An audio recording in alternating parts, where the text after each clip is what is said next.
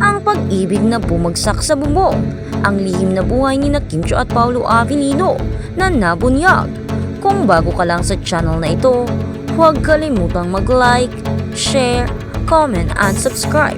Isang bomba sa mundo ng showbiz ang matagal nang hinihinala ang relasyon ni Kim Chiu at Paolo Avellino ay umaabot na sa panibagong antas ang pagsasama sa ilalim ng iisang bubong. Ang balitang ito ay hindi lamang kumalat na parang apoy, kundi nagbigay rin ng matinding katahimikan sa mga nagdududa at nagpapakita ng isang matibay na pundasyon ng pag-ibig. Sa likod ng kamera, ang kumpirmasyon na nagmula pa sa isang panayam ni Cher Kapanganiban na dulas ay nagpatunay na ang pag-iibigan ng Kim Pao ay true na true. Matapos ang mahabang panahon ng pagtatago at pag-iingat, ang dalawa ay lantarang namumuhay sa bilang magkasama sa iisang bahay. Kaya pala ayon sa mga obserbasyon, kapansin-pansin ang madalas nilang pagja-jogging tuwing umaga. Isang simpleng gawain na ngayon ay naging ebidensya ng kanilang cohabitation. Ito ay hindi lamang tungkol sa romansa, ito ay tungkol sa pagsasama, pagsuporta at pagharap sa buhay ng magkasama. Sa dami ng problemang kinakaharap ni Kimi, lalo na sa mga pambabatikos na dumarating sa kanya, malaking pasasalamat ang nararamdaman ng kanyang mga tagahanga dahil may Paolo Avellino na handang magtanggol. Ang mga haters na walang tigil sa paggawa ng isyu ay napatahimik. Walang nagawa ang mga kritiko dahil wala silang nakitang butas sa pribadong buhay ng dalawa. Sabi pa nga ni Meme Vice, isa sa malalapit sa kanila, may makakasama na si Kimi sa buhay. Ang saya-saya ng komunidad ng Kim Pao dahil sa balitang ito at magiging kampante na rin kami para ibigay si Kim Chiu kay Paolo Avellino dahil alam naming iingatan niya si Kim. Kaya naman, ang desisyon nilang magsama na sa isang bahay ay hindi kami naging mapaghadlang o mapangusga dahil alam namin deserve nila ang isa't isa. Isa pang nagbigay ng kumpirmasyon ay si Angelica Panganiban na nagbahagi ng isang nice one na komento na sinasabing tinutugunan niya at sinasabi niyang nag-a-agree siya sa komento ni Vice Ganda. Sinasabing ang mga best friends talaga ni Kimi ang nakakaalam kung ano ang tunay na status ng kanilang relasyon sapagkat ang mga ito ay sumasama din sa kanilang bahay ni Paolo at doon ay nagsasama sila nag-get together. Pero ang mga pangyayaring ito ay tinatahimik na lang daw para walang makakaalam. Ito ay nagpapakita na ang desisyon nilang magsama ay hindi pa dalos-dalos kundi isang hakbang na pinag-iisipan at may basbas ng mga taong malapit sa kanila. Ang tahimik na digmaan laban sa mga kritiko. Tunay na hindi naging madali ang paglalakbay ng Kim Pao. Maraming hate comments ang ipinukol kay Pao o Paolo kesyo ginagamit lang doon niya si Kimi. Kesyo super pal.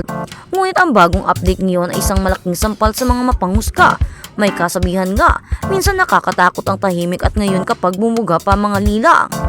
Mga critics or detractors laban sa relasyon ng dalawa, mapapahiya sila.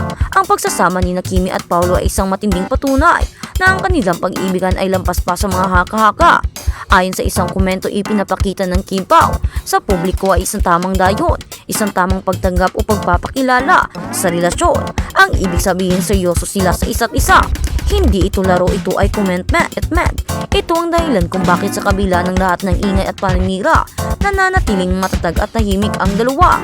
Ngunit ang relasyon ng Kim Pao ay hindi lamang tungkol sa pag-iibigan at pagtatanggol. May mas malalim na kabanata ang binuksan sa buhay ni Kim Chiu at dito pumapasok ang mahalagang papel ni Paolo. Si Paolo ang tagapagbantay sa yaman ni Kim. Ang pagiging celebrity ay may kaakibat na malaking responsibilidad at minsan kasama rito ang pressure mula sa pamilya at usapin sa pera. Sa kaso ni Kim Chiu lumabas ang sensitibong isyu patungkol sa kanyang pananalapi at mga kapatid. Ayon sa impormasyon may mararamdaman na si Kimi na madadala o pagod na bibigatan dahil sa patuloy na pag-asa ng kanyang mga kapatid sa kanyang kayamanan. Habang ang mga kapatid niya ay nag-i-enjoy sa kanyang pinaghirapan, mayroong punto na naramdaman ni Kimi na naubos na ang pera o lumalabas na ang kanyang kinikita ay hindi na sapat dahil sa responsibilidad na nakaatang sa kanyang balikat. Dito nagiging mas matimbang ang presensya ni Paolo Avellino. Hindi lamang siya isang kasintahan, siya isang tatapi kay idol. Kapag sobra na kung magbigay sa mga kapatid, si Paolo ang boses ng rason, ang tamang tao na magpapaalala kay Kimi na kailangan din niyang pangalagaan ang kanyang sarili at ang kanyang kinabukasan.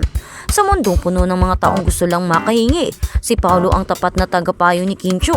Hindi lingid sa kaalaman ng marami, si Pao ay hindi lamang isang magaling na aktor, kundi isa ring matalinong usapin sa negosyo. Siya ay very smart at alam niya kung paano patatakbuhin ang pera. Sa isang relasyon, mahalaga na mayroong magtutulungan at magbabalanse, lalo na sa financial na aspeto. Ang pagiging humble ni Pao sa kabila ng kanyang galing ay nagpapatunay na ang kanyang hangad ay hindi ang kabutihan ni Kimi at hindi ang paggamit sa kanyang yaman. Ayon nga sa mga nakasaksi, sinabi daw ni Paolo Avellino kay Kim Chiu na mag-antay ka naman at magbigay ka rin naman ng para sa iyong sarili. Hindi ako humihingi sa iyo dahil meron naman akong ganyan tulad mo. Pero ang gusto ko lamang na i-priority mo rin ang iyong sarili. Ilang taon ka nang pinapriority sila.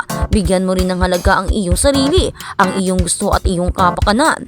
Tingnan mo ang mga nangyayari. Tinedor ka ng iyong kapatid dahil sa iyong lubos na kabaitan. Sa ngayon maglagay ka naman ng hadlang. Maglagay ka rin naman limitasyon. Hindi yung puro bigay ka na lang ng bigay. Mahal kita kaya gusto ko ang mapabuti ka. Si Paolo Avellino ay isang mabuting impluwensya sa buhay ni Kim.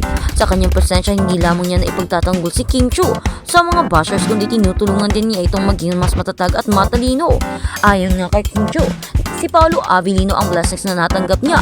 Ngayong 2025, nagkaroon siya ng katahimikan, mga aral at mga pagpapahalaga sa kanyang sarili. Dahil nga kay Paolo Avellino, simula nang dumating si Paolo Avellino ang dami niyang natutunan, ang dami niyang nalalaman, hindi lang tungkol sa negosyo sa pera kundi sa buhay at pagmamahal. Totoo nga ang kasabihan, ang taong totoong mahal ka, hindi sila ang magdedepende sa iyo kundi ikaw ang makakadepende sa kanila. Sila yung magbibigay sa iyo ng support, pagmamahal, protection at peace tulad ng kanyang nararamdaman kay Paolo Avellino. Para kay Kim Chiu, lahat ng mga trials struggles ay kaya doon niyang lampasan basta kasama niya si Paolo dahil alam niya hindi siya nito pababayaan. Isang bagong simula ang balitang nasa iisang bubong na sina Kim Chiu at Paolo Avellino ay naichismis na ng mga nakaraan. Pero ngayon ay confirm na daw talaga na magkasama na sila sa iisang bubong. Magkasama daw kasing umuwi at magkasama pang pumupunta sa trabaho. At ayon nga sa mga nakakita, nang mga ilang araw lang daw ay nakita nila si Kim Chiu na ilang buwan na nagdadala ng ibang mga maleta at hindi na daw iyon ibinalik pa nung lumabas ito. Kaya naman confirm sila na nga talaga at mag-live-in na o magkasama na sa isang bubong at baka hindi nga natin alam, di ba? May something na o baka nga kasal na ang dalawa pero pinatahimik lang. Sa wakas, ang mga hinala ay naging katotohanan. Ang Kim Pao ay hindi lamang naglalakad ng magkasabay tuwing umaga. Sila ay naglalakad sa isang landas ng buhay. Handang harapin ang anumang pagsubok kasama ang tulong at gabay isa't isa. Ang tamang dayon ay nagbunga na at ito na marahil ang simula ng isang walang hanggang kabanata ng pag-iibigan na sinusuportahan ng karunungan at pag-unawa. Ang buong Pilipinas ay naghihintay sa ano pang magiging susunod na update o lihim na bunyag tungkol kina Kim Chiu at Paolo Avellino. Basta malaman lang ng kanilang mga fans na magkasama sila. Ito ay isang magandang balita na at kampante na sila na magiging paniguradong tahimik at magiging masaya si Kim sa kanyang future love life at sa kanyang buhay pag-aasawa. Hindi na mag-iisay pa ng hindi maganda ang mga ito dahil maganda na ang pagsisitunglan ni Kim Chiu kasama si Paolo Avellino. Kay Paolo Avellino ka lang talaga makakita ng kampante at may pagbibigay mo ang tiwala mo para sa kapakanan at kabutihan ni Kim Chiu.